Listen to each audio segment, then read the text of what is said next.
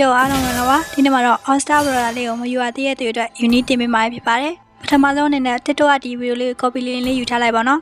နောက်တစ်ခုကတော့ event တွေကဒုတိယပုံလေးတွေက All Star Creator Connect ထဲကိုဝင်လိုက်တာနဲ့ဒီလိုမျိုးလင်ထဲကိုသူ့ဘာသူဝင်တော့မှာဖြစ်ပါတယ်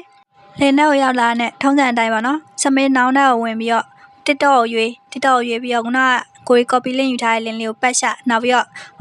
မြန်မာရွေးပြီးတော့စမေးနောင်လောက်လိုက်ရင်ရပြီပေါ့နော်ဒီလိုနဲ့ပဲကိုယ်ပြောတတ်လို့အမှားရမရှိပဲတခြားလောက်မှဆိုရင်တော့$1လဲဖို့ channel တစ်ခုရမှာဖြစ်ပြီးတော့အဲ့လို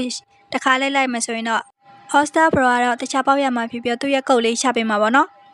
ဘေးမှာပြထားတဲ့ Lucky Box Skin တွေကတော့ဟန်ပြလုပ်ထားတာဖြစ်ပြီးဘရိုးလောက်လိုက်ရင်လေဒီ Broda ကုတ်လေးပဲကြမှာဖြစ်ပါတယ်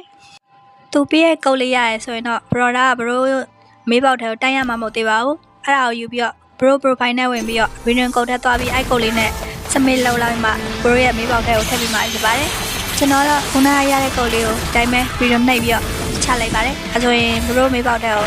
ရောက်သွားပြီပေါ့နော်ဒီ Broda လည်းပုံမှန်ပုံသေး Broda လိုမဟုတ်ဘဲနဲ့ event တွေမှာရတဲ့ Broda လိုပဲအယောင်တွေပါပြီးတော့ animation တွေပါပါတယ်ပေါ့နော်